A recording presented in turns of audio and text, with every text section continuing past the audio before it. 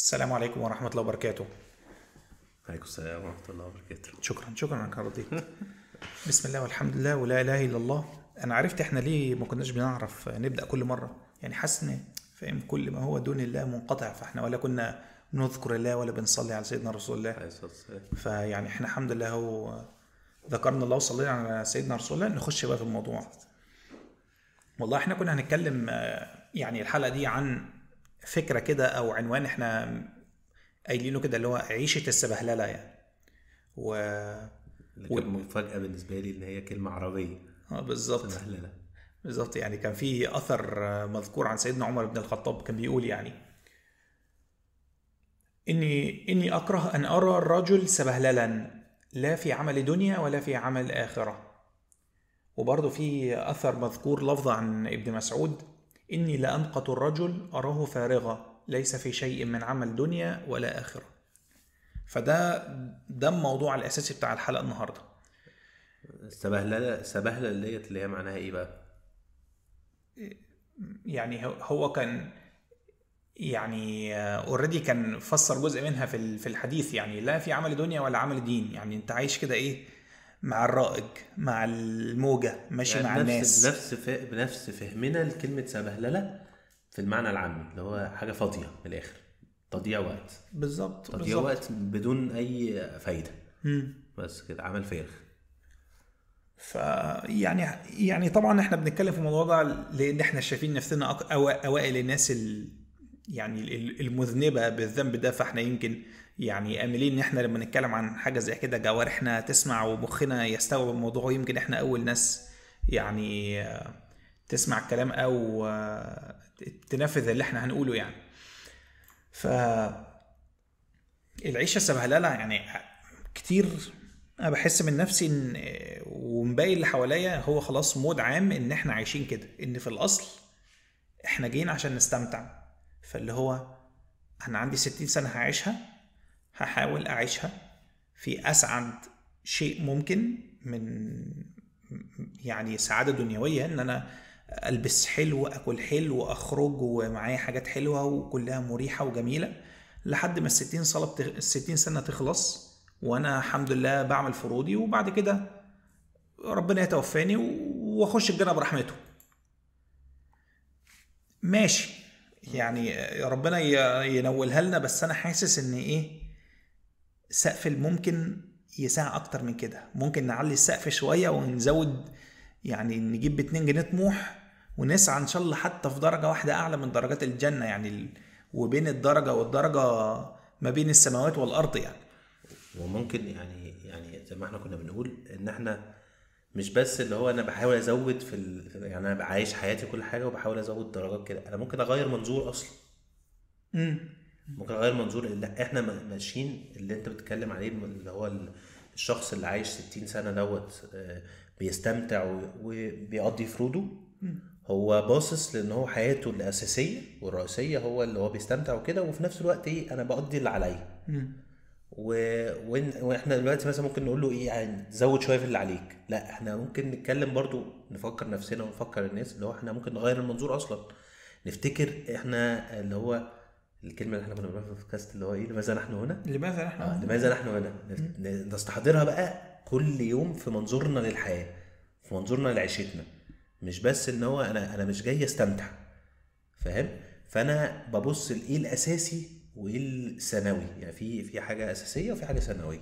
فنظبط بقى المنظور.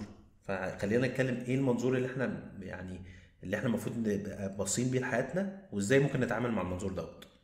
لا يعني وخلاص يعني واضحه من فاهم طريقه كلامنا والحلقات السابقه معروف احنا في اخر بنسعى للاخره يعني. بس زي ما انت قلت هو اختلاف منظور، ان انت في الاساس بتسعى للآخرة وبيجي لك في النص كده بعض الأوقات الفاضية فبتعمل فيها الأعمال الأخرى اللي هي هنسميها مباحات، علما بأن لما نرجع للأثر اللي احنا مستندين ليه اللي هو كان يعني الشيء الأساسي اللي أوحلنا بموضوع الحلقة، سيدنا عمر بيقول لا في عمل أن أنا أكره أني أشوفه يعيش أو يعمل سبهللة، أن أرى الرجل سبهللة آسف، لا في عمل دنيا ولا في عمل آخرة.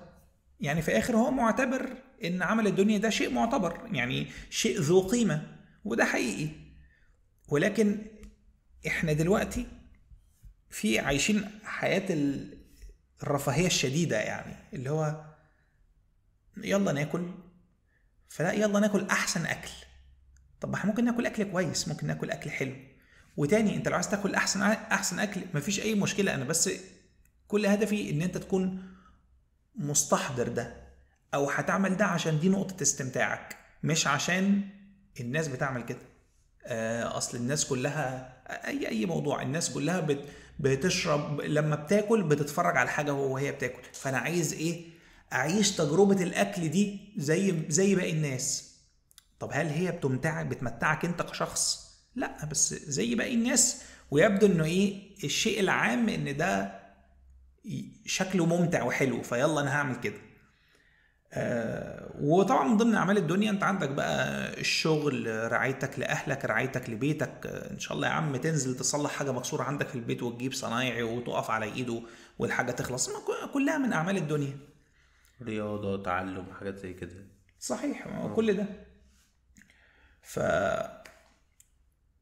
فكانت الفكره اللي انا كنت عايز اقولها ان تغيير المنظور اصلا اللي احنا ننظر اليه، ان والله لا، في الاساس انا عايش بشتغل وبعمل.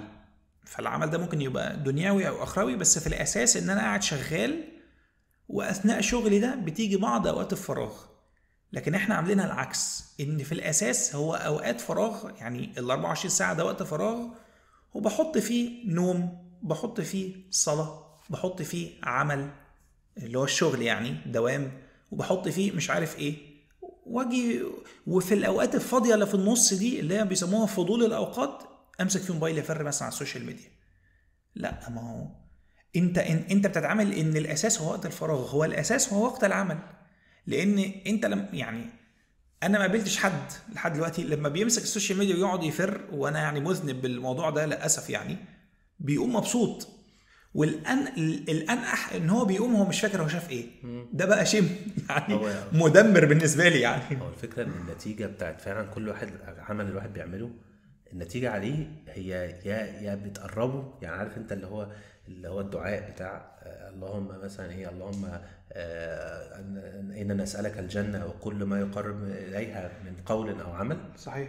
هو في أفعال كده وفي أعمال إحنا بنعملها بتقرب للجنة. وأعوذ بك من النار وكل ما يقرب منها من قول أو عمل. وفي أفعال بتقرب للنار. صح. فاهم؟ أنا بحس دايما في اللي هو أنا وقت قعدته يعني على السوشيال ميديا وقت طويل، دخل جوه قلبي حاجات كتيرة مش حلوة. فاهم؟ خليني بصيت على حاجات مش معايا، خليني بصيت على حاجات محرمات، ودخل في جوايا يعني عارف رجع قلبي خطوات ورا. هو انت تقفل السوشيال ميديا واكيد انت مش قارب للاخره. بالظبط. انت قارب للدنيا، يعني خلينا صراحه يعني. ولو ما قربتش للنار فانا ما قربتش من الجنه زي ما انت قلت. صح. يعني الا طبعا لو حد دخل بيستخدم السوشيال ميديا واقف مكانك يعني، اللي هو داخل يتفرج على حاجه، يتعلم حاجه مثلا او كده، وده طبعا بيكون الاقل في السوشيال ميديا، او اكتر حاجه بنعملها في وقتنا الحالي هو السكرولينج، اللي هو الفر في فيديوهات او في اي محتوى. يعني انا مش متحكم في ايه اللي جاي لي يعني من الاخر. خلينا يعني احنا كنا نسينا موضوع الواجبات ده، فانا في شيء كده بجربه بممتع الصراحه. نسينا موضوع ايه؟ الواجبات، ان احنا ندي لنفسنا واجبات ونعملها خلال الاسبوع. فيعني خلينا اقول ان يمكن ده اول واجب هيجي في بالي دلوقتي، ان حاول تراقب ملامح ووجوه الناس وهي قاعده بتفرج على السوشيال ميديا تبقى عامله ازاي. فتلاقي كده وش متجهم كده، بوكر فيس، اللي هو مفيش عليه ملامح وعمال بيفر، والمفروض ان هو كده بيعمل حاجه ممتعه which is not، هو مش مستمتع، وبيفرج على حاجات كمان احيانا مضحكه وما بيضحكش. فاللي هو ايه ده يعني؟ زومبي بجد. يعني حقيقي يعني مش عايزين نتكلم على فكره الاطفال ودخولهم على موضوع السكرولينج ديت، يعني دي الكارثه الثانيه. هو اطفال من اول التلفزيون. انا بنتي من وهي سنتين لما بدانا نقول ايه خلاص هنسمح ب15 دقائق التلفزيون، هو التلفزيون ده لو اشتغل خلاص والله عظيم. انا البنت عندي بتتحرك وصوتها عالي وبتتكلم كتير، تسكت تقعد مبرقه بس هي ابسط حاجه يا جماعه. ويعني ومفروض في حاجات مضحكه في التلفزيون، بس هي لا، هي مش مستوعبه، هي عقلها مثار جدا، فهي مش قادره هو ده بيضحك، وايه الالوان دي، وايه اللي بينط، وايه اللي بيطلع، وايه مزيكا، وايه كل ده في نفس الوقت. فهو كتير على مخ الطفل ان يستوعب كل ده، ففعلا تلاقيه مبلم كده. واقول لك هو ابسط حاجه في الموضوع دوت ان هو اتجاه واحد، ان هو التواصل في اتجاه واحد. الاله اللي قدامك بتتواصل معاك وانت ما بتتواصلش معاك، اللي هو بيسموه باسيف انترتينمنت. انت متعه سلبيه، انت دماغك نفسها بتبدا مع الوقت يعني كانها تصدي او تكسل ان هي تعمل اي تواصل من جهتها، لان التواصل كله قايم من ناحيه واحده. انا قاعد بتفرج على مسلسلات، على افلام، على فيديوهات. انت تفتكر ان السوشيال ميديا زمان كان فيها الكومنتس والتعليقات اكتر من كده بكتير؟ فدلوقتي فين وفين لما حد يكتب تعليق، ودلوقتي التعليق عباره عن ان انا هحتاج حد بس يجي يتفرج، فانا هكتب اد اول حرف يظهر او اي ديس انتر، او احط ميم او تم وامشي يعني. اللي هو دي بقت التعليقات بتاعتنا، يعني اللي هو اصلا محدش بيعلق. يعني لو هنقيسها برسنتج ما اعرفش، يعني فيديو مثلا جايب 1,000,000 مشاهده تلاقي عليه مثلا ما اعرفش 50 تعليق مثلا. ايه النسبه دي؟ هي بتزيد، بس التعليقات دي في حاله الشتايم في اختلاف او شدوا مع بعض، فاهم؟ بلدين مثلا شدوا مع بعض يخشوا يشتموا بعض بس. طيب احنا عشان ما نروحش للسوشيال ميديا عشان دي ليها يعني قاعده لوحدها كده. والله والله من كتر ما انا كارهها مش عايز اقعدها ولا نتكلم فيها، بس ماشي. لازم ما هو بالعكس، ما هو لازم نفكر نفسنا، عشان انا نفسي اخرج منها والله، نفسي يعني. انا ده تحدي كبير جدا عندي انا، لدرجه ان انا كنت بفكر بصراحه ان انا يعني مش عارف اسيك دي معناها، يعني احاول ادور على مساعده نفسيه. لان على الموبايل بوجه عام بقى، انا مش بتكلم على التواصل الاجتماعي بس، انا الموبايل بوجه عام بعمل بقى واجب زي ما انت تقول كده، ان انا ايه على الاقل مثلا لما انزل اصلي اسيبه. ده الحاجه اللي بحاول اعملها، فاهم؟ وبواجه صعوبه فيها يعني. اوقات تلاقي نفسي ضعفت، لا خدته ليه؟ انت مش هتبص فيه وانت في المسجد، ولا هتبص فيه وسط وقت الصلاه. لا انا عايز الوقت. يقول لك ما يمكن في ايه تبقى عايز ايه يا راجل يا مؤمن يا واد يا مؤمن. هبص فيه اللي هو من المسجد لغايه البيت، اللي هو اصلا 3 دقايق 4 دقايق، مش عايز افوته في 3-4 دقايق دول، فاهم؟ يعني في ناس اعرفهم ساعات اللي هو السلام عليكم اول حاجه بيعملها قبل ما يقول استغفر الله بيطلع التليفون ويشوف النوتيفيكيشنز، فاهم؟ فالموضوع صعب. اهالينا اللي كانوا زمان يعني بيقولوا لنا كل حاجه، يعني ما هو التليفون اللي عامل كده انت حاطط وشك فيه طول النهار، ما هم حاطين وشهم في التليفون، فاهم؟ في العاب بقى، في حاجات بيخشوا عليها وهم بيتفرجوا كتير. فربنا عافينا. احنا نرجع تاني للموضوع. احنا بنتكلم دلوقتي ازاي ان احنا نغير منظورنا، ازاي نبص على ان احنا يعني جايين الدنيا ديت عشان نعبد ربنا، وفي شويه حاجات بنعملها واعمار الدنيا. يعني برضو احنا مش بنتكلم عن الجانبين يعني، وان احنا العمل بتاعنا اللي هو العمل الدنيوي والعمل الاخروي، العبادات والعمل الدنيوي اللي هو في بعد اخروي اللي هو زي صلة الارحام والرياضة والحاجات دي كلها، الحاجات ديت نعملها. وفي عندنا في اوقات فراغ بقى في النص اللي يضيع مننا يبقى اقل حاجة نقدر عليها، بس مش الوقت اللي بيضيع ده هو الوقت اللي هو الطبيعي، وانا بعمل وسطه شوية صلاة، يعني في وسطه كده شوية صلاة، وكأن العبادات بتاعتنا تبقى هي اساس حياتنا، والحاجات التانية اللي هو اللي فيها لو في تضييع وقت تماما يبقى ده حاجة أقل. يعني أنا ممكن عادي في ساعة أنا ممكن أسمح لنفسي بوقت زي كده، بس زي إن الوقت ده نخليه قليل. ولا بس برضو حتى موضوع حلقة مش الغرض إن أنت تخليه قليل، أو على اللي مش الحلقة دي، يعني الحلقة دي اللي هو الهدف الأساسي إن حتى لو هو ساعة أو ساعتين أنت تكون عارف إن أنا الساعتين الجايين دول أنا هعمل فيها شيء مباح عشان أنا متضايق وعايز انبسط. لكن زي ما قلت لك احنا في الاساس بنعامل ان اليوم كله وقت فراغ يعني. فعشان كده انت مثلا لما تروح مشوار من حته لحته نازل الشارع عيش بتمسك موبايل وتقعد تفر وانت ماشي، اللي هو عشان الاساس انه وقت فراغ. لكن انت لو باصص له ان الاساس وقت عمل، يعني ممكن تسبح وانت ماشي، او يا سيدي تفكر في مشكله دنيوية أو عمل دنيوي، أو تحاسب نفسك بقية اليوم وانت ماشي راح تجيب العيش وهات عيش وارجع. لأن عمل أو الفعل بتاع أكل عيش انت بتكفي بيتك وتكفي أهل بيتك، فانت فان شاء الله ده انت لو مستحضر فيه النيه باذن الله تؤجر عليه لاخرتك. فهو عمل دنيوي، بس عمل دنيوي كويس ان شاء الله تؤجر عليه.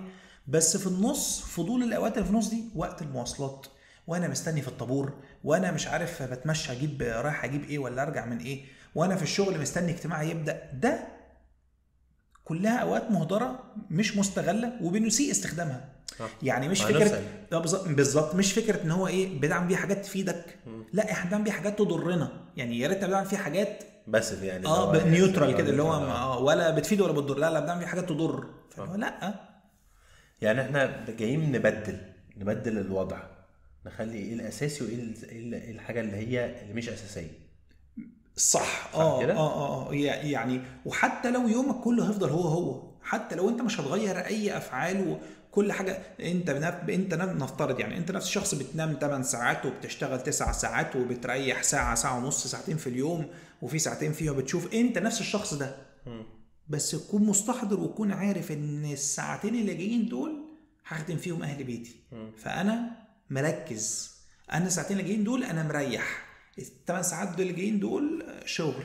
والله كان في حد ربنا يبارك فيه كان قال كلمه قويه جدا يعني قال لك انت واقف في الصلاه ومش مركز، قال لك طب ما انت كده كده واقف بتصلي يعني، ومش هتعرف تعمل اي حاجه تانية، فخلاص اقف كويس بقى. قال لك يا عم لو انت ذكر وراجل وابن راجل، يا عم سلم الصلاه وامشي. يعني فاهم يعني لكن تفضل واقف في الصلاه ولا تسلم ولا انت مركز في الصلاه، فانت بتعمل ايه؟ ما هي دي الفكره، بس ان احنا نبقى ايا كان الفعل اللي بتعمله دلوقتي تبقى انت مركز فيه يعني. خلينا طيب نقرب الصوره للناس، يعني نديلهم يوم اللي هو اليوم دوت في اللي احنا بنحاول نقوله. اليوم ده اقرب حاجه ليه هو اللي احنا قايلينه كده، اللي هو ايه؟ رمضان. وبالاخص في رمضان يعني اللي هو العشر اواخر. الشخص في الوقت ده بيبقى عامل اللي احنا عايزين نقوله. والله يا ريتنا نبقى نكون كده، بس برضو يعني في معينات كتيره في رمضان بتبقى موجوده، معينات من الدنيا ومعينات من الاخره، بس في اخر كلها تدابير ربنا يعني. بس انا بكلمك، انا مش بتكلم والناس مش بتزور بعض يعني، فالدنيا بتبقى متيسره صح يعني. صح. بس انا فمش صعب ناخد اليوم ده نقيس عليه يعني. انا مش بقصد في اليوم ده بقدر العبادات وكل الحاجات دي، انا بقصد الايام ديت على قدر على الفكره بتاعت المنظور. ان الشخص عشان هو ده شهر عباده وده شهر اللي هو مركز فيه جدا وقريب فيه من ربنا، والموضوع اللي فيه زي ما انت قلت في حاجات كتير جدا متيسره خلاص، من حيث اللي هو يعني سلسله الشياطين، ومن حيث الناس بتعين البعض على في الموضوع ده، وكل الناس فيها نفس يعني المود العام بتاع العباده. فالموضوع بيبقى اسهل عليك، بس انت في الوقت ده بيبقى منظورك ان انا عندي النهارده صلوات ايه وعبادات ايه، وفي شويه حاجات في النص هعملها، هريح ساعه عشان اكمل عباده. ايوه هعمل تعب. الفكره انا بس بركز على المنظور، بوريهم فكره قلب المنظور بتبقى عامله ازاي، ان احنا في اوقات بنعرف فيها نقلب المنظور. لا وفعلا تصدق فكرتني والله ان فعلا زي ما انت قلت، اللي هو حد يجي يقول لك ايه انا هنام الساعه قبل فطاري عشان اعرف اسهر بالليل. شوف تخطيط. او هنام من 12 ل 2 واصحى، يعني اللي هو طب هاجي في وسط الشغل هقوم انام ساعه في وسط الشغل عشان اعرف اكمل شغل واسهر فيه شويه، بس بالليل ابقى مصحصح. يعني معاك حق. بص هو في مثل هقوله للاسف باللغه الانجليزيه، بس اللي هو بيقول لك ايه يعني عشان حته التخطيط دوت، اللي هو if you fail to plan you plan to fail. بس كده. صحيح.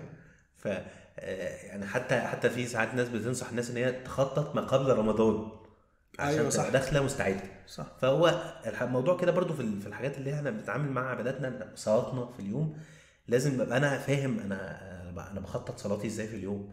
ما ينفعش تبقى صلاتي اللي هي الحاجه الثانويه اللي هو اوبا ده انا فاتني العصر، لا ده مش عارف انا ماشي في طريق رايح من مشوار لمشوار، وبعد كده المغرب يأذن وبعد كده اوصل العشاء كمان أذن يعني، وانا مش واخد بالي. انا ساعات ممكن ان انا ايه لو انا مركز في الصلوات وهي بالنسبه لي هي الاساس، هلاقي نفسي انا موجود مثلا في مكان الساعه 7:15 والمغرب بيأذن 7:30، هستنى 10 دقايق اصلي المغرب واتحرك. ايوه صح مثلا هقول لنفسي كده، او هكون مظبط دايما. لو انا مستحضر اوقات الصلاه هظبط يومي عليها، مش هظبطها يعني هتبقى هي في نص يومي كده يا الحقها ما الحقهاش.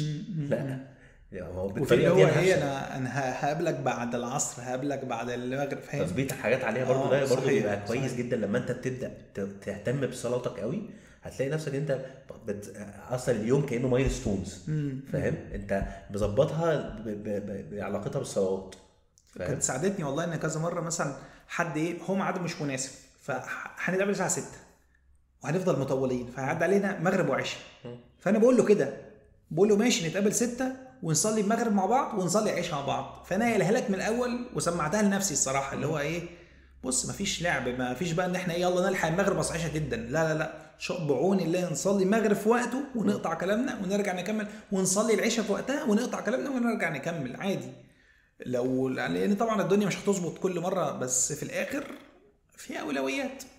زي برضو تخطيط برضو اللي هو لصلة الأرحام، فاهم؟ الواحد برضو لو هو سايبها كده، فاهم يعني من غير ما يخطط لها خالص، لما افضى هبقى زور. ممكن يلاقي نفسه وتعدي عليه وقت وهو ما بيعملش دوت، فبالتالي برضو يفشل بسبب ان هو ما فكرش في الموضوع، مش مخلي الموضوع اساسي عنده، فاهم؟ صحيح.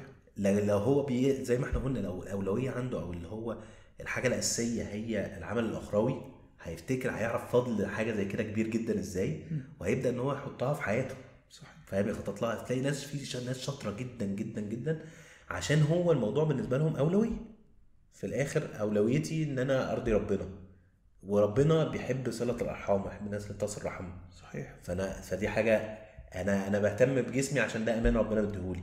انا بكون بتعلم وبحسن في شغلي او براعي ربنا في شغلي عشان دي حاجه اللي ربنا يرضاها. فاهم؟ انا لما حد بيطلب مني العون في حاجه بساعده، فاهم؟ بصدق بعرض العون ده دايما لما بلاقي حاجه فيها متعلقه بحاجه انا عارفها او حاجه اقدر اعملها بعرضها على طول. فدي اولويه عندي، غير ان انا ايه، لا والله انا عايز اريح يا عم، انا ليه اعمل، هنزل لسه واتسحل واعمل. صحيح. ما ده انا كده الاولويه عندي معكوسه. ما هي دي اللي احنا بنتكلم فيه.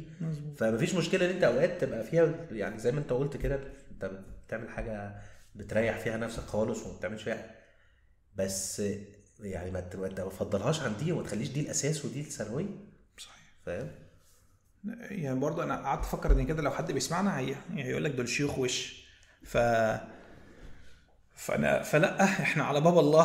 فخليني اصلا اقول ايه، ماشي نرجع بقى للحاله، او هنضرب مثال بالحاله الطبيعيه. الحاله الطبيعيه ان انت رحت الشغل ومظبط يعني الصلاه في وقتها والكلام ده كله، بس ايه، عايز الافضل، الطاقه والبطاريه فاضيه خالص، فاللي هو ايه، لا انا النهارده انا فاصل، انا عايز اعمل الاساسي بس. او اللي هو في خلصت الشغل فانت باقي عندك مثلا 4 ساعات بالليل مثلا ولا حاجه، ولا 5 ساعات بالليل، بس انا مش قادر اعمل اي شيء من العباده، ولا قادر اصلي، ولا قادر، انا خليني النهارده ايه على الاساسيات بس. ماشي، فخلينا ايه ان انت كل اللي انت كنت قلته اوريدي، يعني صلة الارحام، وان انت تتعلم حاجه جديده او تلعب رياضه او تشوف البيت عايز ايه، او حتى فسحه والترفيه لاهل بيتك، وانت واخد النيه ان والله لا ده انا يعني بأحسن اليهم في الدنيا، يمكن ربنا يحسن الي في الاخره، بساعد حد في الدنيا عشان ربنا يساعدني في الاخره، ومن فرج على مؤمن كربة في الدنيا. فانت مستحضر الحاجات دي، فهي افعال عاديه، مش شغل ومش ضيع وقت، بس انت بتقوم بالمهام العاديه بتاعتك، بس انت مستحضر الاخره وانت بتعملها يعني. وحتى لو الترفيه، او حتى لو في الترفيه لاهل بيتك، او حتى ترفيه لنفسك، زي ما انت قلت تحط لها بس كده ايه، يعني هوقف امتى ديدلاين، فانا اللي هو ماشي الساعه 9:30 اهي هقعد العب لحد امتى، جاوب على السؤال. لكن فكره هقعد العب لحد ما يجي لي النوم مش هتنام واحده وربنا ييسرك بقى على صحيان الفجر يعني، لا 9:30 حط وقت اللي انت عايزه، بس حط وقت تنتهي فيه ان شاء الله، حتى لو هتحط 12 هتحط يا عم واحده بس احنا تبدا الفعل وانت عارف هتوقفه امتى، بالذات لو حاجه من الحاجات المباحه يعني. ده انا بجد الموضوع بيبقى يعني وحش قوي قوي قوي في اوقات اللي هو قبل النوم، اللي هو اللي بيمسكوا الموبايل امثالي على السرير. يعني الموضوع وحش جدا، لان انا بقى ايه، بشوف الساعه وهي 10 وانا قاعد على السرير، وانا بعمل كده، وباجي بقى اوقات ايه يعني، فاهم اللي هو نفس اللوامه بقى، اقول لنفسي ايه، انا هقعد لغايه 10 وربع، لما اشوف 15 هقعد خلاص. وبعد كده الربع دي تعدي، ما اخدش بالي طبعا وهي 15 طبعا تجاهلا، تلاقيها الا ربع فاهم، الاقيها 16 17 وبعدين خلاص يبقى انا مش هعدي 11. بص يا والله العظيم. وبعد كده اهو لا، ما هو بعد 12 انا عندي ارق، ابدا بقى ابرر لنفسي كمان قعدتي، انا عندي ارق، انا مش عارف انام، مع ان انا ماسك الموبايل وعمال ببص على حاجات. طب ما انا لو سبت الموبايل ما انا هبقى اقرب للنوم. صحيح. لا، يفضل فاهم الشيطان يخليك حاجه ورا حاجه، وبعد كده يعني اسيب بلاتفورم او منصه ادخل على منصه تانية. يعني ايه ده؟ واوقات ايه افتح يعني اشوف حاجات، يعني افتح تطبيقات اصلا ما افتحهاش قبل كده خالص، يعني فاهم. تلاقيني فتحت مثلا التطبيق بتاع اسعار العملات، والله العظيم مره تلاقيني فتحت التطبيق بتاع البنك، بصيت على رصيدي. تقوم اطمن على فلوسك. والله العظيم ما اعرف انا بعمل كده ليه، يعني فاهم. بس هو خلاص انت بتبقى عارف دخلت جوه حاله، والحاله دي مش عارف تخرج منها لانك انت مش واعي. صحيح. فاحنا انا بفكر نفسي دلوقتي وبفكر الناس، لا خد بالك، ولو دخلت الحته ديت خطر. يعني هو حاجه فعلا انت بتفقد التحكم في نفسك كده، في اوقات كده انت يعني بتبقاش حر، يعني بتفقد جزء من حريتك في انك انت مش قادر تسيب الموضوع دوت. يعني ليه؟ في حين ان انت يعني انا بجد بقى كنت بتحجب كتير جدا من فكره فضل الذكر وفايده الذكر على قلب البني ادم. انت كل دوت، انت كل ما بتتكلم، كل ما يعني بتذكر الله، فاهم، بتستحضر الحاجات ديت. حتى لو انت ما استحضرتهاش وقتها، تعودك على الكلام ده بيغير قلبك، بيحسن قلبك. صحيح. فاهم. فاحنا عارف احنا كل الوقت احنا سبحان الله والحمد لله والله اكبر، فاهم، سبحان الله وبحمده سبحان الله العظيم، كل حتى الاستغفار، كل الحاجات ديت، الصلاه على الرسول عليه الصلاه والسلام، بتكبر الحاجات دي جواك وبتخليها تبقى هي. انت عارف ده الكلام اللي بيدخل دماغك، لان انت عارف دايما ايه اللي هو زي اي طبخه، الانجريدينتس بتاعتها او الوصفات بتاعتها، الحاجات اللي انت بتحطها فيها هي اللي في الاخر بتطلع لك الاكله ديت. فانت هتدخل ايه لعقلك هيطلع منه ايه. صحيح. فاهم. فاحنا ما نفضلش ندخل فيه حاجات يا اما بلا فائده يا اما مضره، ونستغرب ايه ده، انا ازاي ضعفت في الذنب دوت، او ازاي انا بعدت بعد ما كنت كويس وبصلي، ازاي بطلت صلاه، او ازاي ان انا ما بقيتش اركز خالص في الصلاه، او ازاي ان انا بقيت ما ببرش اهلي وبتنرفز عليهم من غير ما من جوايا اوقف نفسي او احاسب نفسي او اعرف اتحكم في نفسي، ازاي بقيت مش عارف. ما هو انت اللي مدخل لنفسك حاجات ما بتفيدهاش وبتضرها. فدي النتيجه الطبيعيه. ما تستغربش في الوقت دوت، انت تستغرب لو حاجه طلعت مختلفه. كان باشمهندس ايمن ربنا يعني يفك كربه كان بيتكلم في مره في حلقه، بيقول يا جماعه انتوا، انا بشوف ناس بتستغرب تقول ده في واحد اعرفه ملحد. دي مش الحاجه اللي تستغربها. يقول لك اللي في الزمن دوت اللي انت تستغربه ان انت تلاقي حد سوي ومحترم وكويس يعني دي الحاجه اللي تستغربها. تحس ان هو الدنيا في الوقت الحالي يعني سرقه الناس بطريقه مش طبيعيه. فعشان كده ده بيتطلب يعني تركيز اكتر مش العكس. صح. فاهم. ده بيتطلب ان احنا علينا مجهود اكتر دلوقتي عشان نعرف نتحرى الحلال. يعني الموضوع دلوقتي لان الحرام بقى منتشر، فبالتالي لو انا تهونت كده في مجهودي في ان انا ازاي ان انا يعني اعمل حاجات كويسه ديت واخليها هي اساس، سهل جدا جدا نقع. فلازم انا عارف اللي هو ايه، بصلي والحمد لله محافظ على فروضي، خلاص طبقه حمايه كمان، يعني شويه ذكر، طبقه حمايه كمان السنن، طبقه حمايه كمان قراءه القران، طبقه حمايه كمان صله ارحام، واللي احنا قلناه وهستحضر النيه في الاعمال الدنيويه اللي هي ليها يعني ينفع يبقى ليها ثواب لو ربنا امرنا بيها، زي بقى احنا قلنا بر الوالدين وقضاء حوائج الناس وهكذا. فكل الحاجات ديت انا يعني استخدمها كسلاح يعرف يحميني من ان انا اقع وابعد. صحيح. احب الاعمال الى الله. يعني قعدت افكر كده ان فعلا لو احنا ماشي تمام حلو، اعمل ايه بقى؟ يعني لو هنفكر في خطوات عمليه يعني، فانا كان بالنسبه لي فكرت ان هي اول حاجه انت خلي يومك هو ما غيرش فيه حاجه، يعني عشان بس ما يبقاش فيه تغيير كتير مره واحده، يومك ماشي زي ما هو. الفكره بس ان انت خليك واعي لاي فعل انت بتعمله. انا دلوقتي شغال، فانا شغال، مش شغال وماسك الموبايل. انا دلوقتي بساعد في البيت، فانا بساعد في البيت وبساعد في البيت. وانت عارف انت بتساعد في البيت ليه؟ مش عشان مراتي ما تزعلش ولا عشان ابويا ما يضربنيش، لا انا بساعد في البيت عشان ايه؟ ده الصح، عشان خير خلق الله كان بيعمل كده. انا مش عارف بلعب رياضه ليه؟ جسمي امانه والرياضه معينه على العباده، عشان يا سيدي تكون شكلك حلو، يعني ربنا اداك جسمك ده امانه في الاخر ايا كان، بس تبقى انت عارف بتعمل ايه في الفتره دي، مش فكره اللي هو ايه ان انت عايش سبهلله يعني. وبعد كده فعلا زي ما انت قلت فكره ان انت تقسم يومك على الصلوات، يعني اللي هو ايه، لا هنا في فجر، هنا في ظهر، هنا في وكذا كذا كذا، وخلاص انا هصليها في وقتها لان دي احب الاعمال الى الله. وبرضه من احب الاعمال الى الله ادومها وان قل، فالديمومه، فاي حاجه انت تعملها من الحاجات دي خطوه رقم 3، او يعني هنسميه كده قانون رقم 3 اللي هتاخده معاك، ان والله انا بعمل حاجه نويت عليها، هتبقى قليله مش مشكله بس هتبقى دائمه، وبعد كده تزودها. وسبحان الله يعني في حديث عن عبد الله بن مسعود ان رسول الله صلى الله عليه وسلم قال احب الاعمال الى الله الصلاه لوقتها، ثم بر الوالدين، ثم الجهاد في سبيل الله. يعني الصلاه في وقتها، وبعدين بر الوالدين، وبعدين الجهاد في المرتبه الثالثه. فيعني فده يقول لنا احنا قد ايه اولوياتنا بايظه يعني مع كامل الله يعين باذن الله اخواتنا في غزه وينصرهم يا رب ان شاء الله، ويثبت اقدامهم ويعينهم، بس دي مرتبه رقم 3.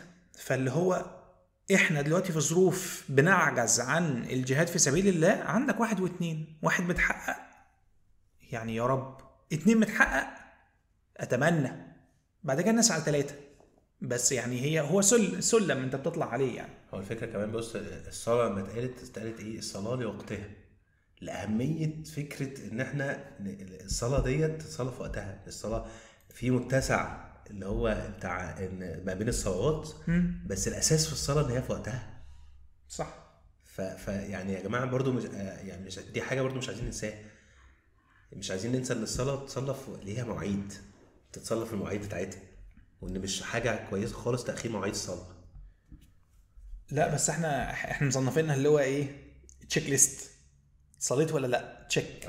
يعني بغض النظر انت كنت واقف بتصلي ازاي، ولا بتصلي امتى، ولا في فرق في الدرجات ما ولا يعني انت كنت مركز ولا لا. يعني في فرق في الدرجات ما بين اللي بدأ الصلاه اللي هو حضر تكبيره الاحرام، ولو حضرهاش في المسجد. صح. فما بالك بقى باللي حضر الصلاه اصلا في وقتها واللي ما حضرهاش، واللي صلى في جماعه واللي ما صلاش في جماعه. انا فاكر ان كان في اثر عن الصحابه ان هم لما كان حد فيهم يفوتوا تكبيره الاحرام كانوا بيعزوه 3 ايام، يعني يعزوه في الثواب اللي فاتوا، يعني الناس تسلم عليك 1 ويعزوك، يقول لك يعني ايه معلش اصبر على اللي فاتك ده ويعني انت متخيل. كان في مقوله لشخص، عشان برضو كمان بقى لحد هقول لك بقى على ناس ما فاتهمش تكبيره الاحرام. كان في مقوله لشخص كان بيتكلم ان هو انا مش عارف هو شخص ولا صحابي، عشان برضو يعني مش متاكد من المعلومه، بس ان هو بيقول يعني ان هو قعد صلى مثلا عدد من السنين ما كانش بيشوف غير شخص واحد قدامه. دي معناها ايه؟ ان هو كان معتزل؟ لا يعني كان بيصلي في الصف الاول. قدام. انا كنت فاكر في الحياه في الصلاه. ما شاء الله. هو دايما صلاته في شخص واحد قدامه، فاهم؟ ما بيعديش عليه صلاه في صف قدامه، فاهم؟ ما شاء الله. فده يعني ده كمان احنا بنتكلم في ثواب الصفوف. اللي هو الرسول عليه الصلاه والسلام كان عنده حديث عن الصف الاول، ان هو ما معناه ان هو لو عارف ان الناس فضل الصف الاول ان هم هيتخانقوا عليه، هيتصفقوا عليه. صحيح. فاحنا بنتكلم هنا في افضال الصفوف، مش بس في الصلاه في جماعه في المسجد وهكذا. بسم الله الرحمن الرحيم. طيب يعني كان في حديث عن ستنا عائشة بتقول أو سئلت يعني ما كان النبي يصنع في بيته. سئلت أم سألت؟ لا سئلت. يصنع في بيته. قالت كان يكون في مهنة أهله، يعني مساعدة البيت، تعني خدمة أهله، ده كده خارج الحديث يعني. قالت كان يكون في مهنة أهله فإذا حضرت الصلاة خرج إلى الصلاة. وفي حديث آخر بس أنا حاولت أتتبعه الصراحة، بس يعني حديث كل أسانيد لقيتها ليه ضعيف يعني. والحديث الضعيف بشكل عام يؤخذ في فضائل الأعمال. والحاجة التانية إن برضو الناس بتفتكر حديث ضعيف ده يعني إيه، بحيث إنها مش فاهمة معناه صح. بس بحديث ضعيف يعني الرواه مش متأكدين هو قال اللفظة دي ولا لأ، بس كلهم متأكدين المعنى اتقال. او في ناس مثلا يفتكر ان حديث ضعيف ده يعني ممكن يكون الرسول ما قالوش. لا، الرسول صلى الله عليه وسلم اقل حاجه انه قال معناه، ده اقل حاجه يعني، ما ده اللي هو يعني، لكن مش، لكن في بقى اللي هو المكذوب والموضوع دول مختصرات مختلفه. ده اللي هو لا، ده حد كذب على ده، الناس بتتبلع على الرسول صلى الله عليه وسلم وان هو قال كده، هو ما قالش كده، لكن حديث ضعيف. المهم الصيغه الاخرى لهذا الحديث يعني اللي هي ضعيفه، كان يكون في مهنة أهله فإذا حضرت الصلاة فكأنه لا يعرفنا ولا نعرفه. فتخيل كده أنت تبقى قاعد في البيت بساعة، فجأة الله أكبر الله أكبر تمسيبه وماشي. يعني أنت فجأة كأنك مش عارفنا. ما أنا جالي نده من حد تاني يعني. فكرتني بالشيخ أنس برضه ربنا يفك كربه. كان بيقول إن هو كان في الفلاحين في مصر، كان لما الأذان بيأذن كان اللي هو بيقول لك اللي هم كانوا في رفعتهم بيرفع الفاس. بيرفع الفاس، بيقول لك ما بينزلش ايده بالفاس. صحيح. الفاس وهو فوق يقوم فاكك ايده عنه، الفاس يقع ورا ظهره، يرميه ورا ظهره. يقول لك اللي هو حضر الاذان فخلاص ما ينزل، مش عنده وقت ان هو ينزل ايده وينزل الفاس على الارض، لا بيرميه ويقوم سايب اللي في ايديه ويقوم رايح. معنى يعني قوي جدا بصراحه. وبرضه كنت سمعتها عن حداد، يعني ان هو برضه نفس الكلام، اللي هو الحداد قاعد فبيضرب الحديد يعني، فلو سمع الاذان بيحط المطرقه. انت لما تيجي تفكر فيها سواء الفاس او الحداد، ما هي كده ما انت فاس في ده كده هتسيبه، ما نضرب اخر ضربه، لا خلاص هو انا هحطه مش هضرب يعني، خلصت يعني. فربنا يعيننا يعني. وكان في حديث اللي هو مر على النبي صلى الله عليه وسلم رجل فرأى أصحاب النبي صلى الله عليه وسلم من جلده ونشاطه فقالوا يا رسول الله لو كان هذا في سبيل الله. يعني الصحابة ماشيين فلقوا حد يعني نشيط قوي وقوي ويعني وعمال بيكد في الدنيا يعني، فقالوا له يعني تخيل يا رسول الله صلى الله عليه وسلم، تخيل لو النشاط والجلد ده والصبر ده والقوة دي كانت في سبيل الله. فالرسول صلى الله عليه وسلم قال يعني إن كان خرج يسعى على ولاده صغارا فهو في سبيل الله، وإن كان خرج يسعى على أبوين شيخين كبيرين فهو في سبيل الله، وإن كان خرج يسعى على نفسه يعفها فهو في سبيل الله، وإن كان خرج يسعى رياء ومفاخرة فهو في سبيل الشيطان. فسبحان الله يعني في ثلاث جوانب إن شاء الله سالمين، وجانب واحد مش هيسلم، واللي هو يعني اللي بيدور عليهم معظم حياتنا. انا بسعى بتجوز، يا اما اتجوزت وبكفي بيتي، يا اما ما اتجوزتش وبصرف على ماما وبابا او بساعدهم في البيت، يا اما اتجوزت ومخلف وبحاول اكفي عيالي. فالحمد لله سبل الخير كتير، بس يعني انما الاعمال بالنيات وانما لكل امرئ ما نوى. فسبحان الله يعني. حتى من عزين. طيب احنا يعني خلينا كده يعني نسترجع اللي احنا قلناه. احنا 3 نقاط رئيسيه احنا اتكلمنا فيهم.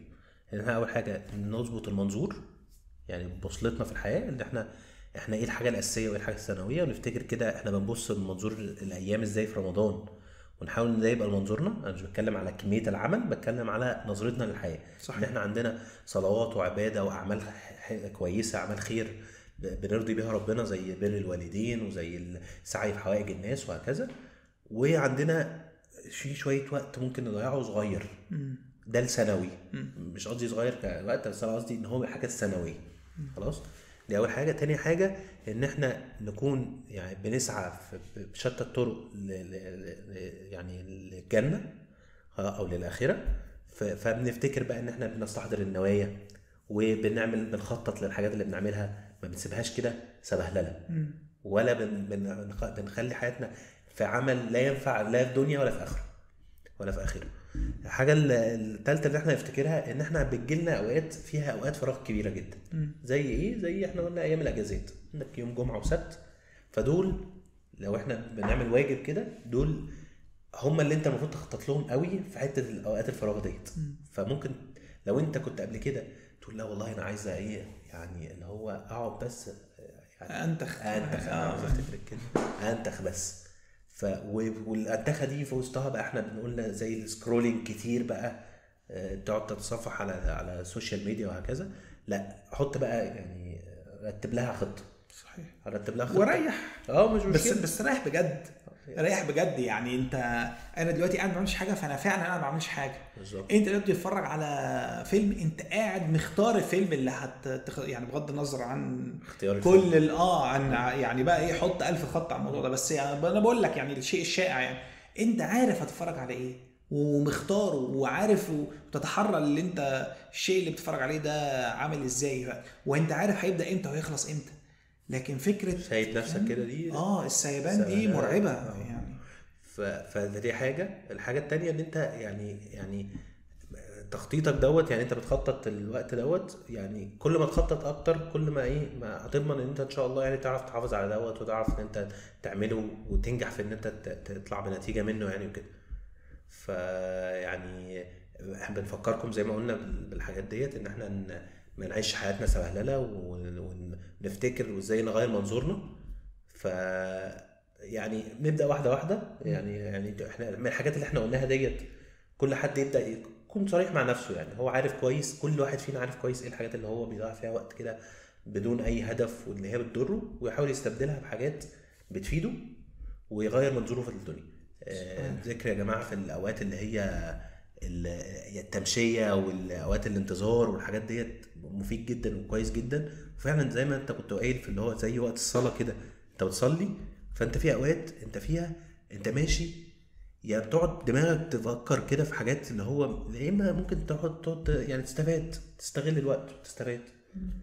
بس فكركم بالواجبات، يعني حاولوا كده تشوفوا وجوه الناس المختلفة بالأعمار المختلفة وهي قاعدة بتفر على السوشيال ميديا، تبقى عايزة عاملة ازاي. والناس دي ممكن يبقى ماما وبابا عادي، يعني ممكن يبقى أخوك أختك زوجتك أيا كان. ويعني نحاول زي ما قلنا ان يومك ماشي هو انت مخططه هو، بس انت مركز في كل عمل بتعمله. وان وقت الصلوات دي ما حدش يجي جنبها، ما بتتلمسش دي يعني، ولا اذان الدن ومصلي يعني. خليهم كده ايه مركزين على الثلاث نقط دول خلال الاسبوع، وامشوا عليهم بالترتيب نفس الترتيب اللي ذكر كده. يعني لو الثلاثه كانوا صعب ان احنا ننفذهم في نفس الوقت. وافتكروا ان خير الاعمال ادومها وان قل. سبحانك اللهم وبحمدك اشهد ان لا اله الا انت استغفرك واتوب اليك. السلام عليكم. وعليكم السلام.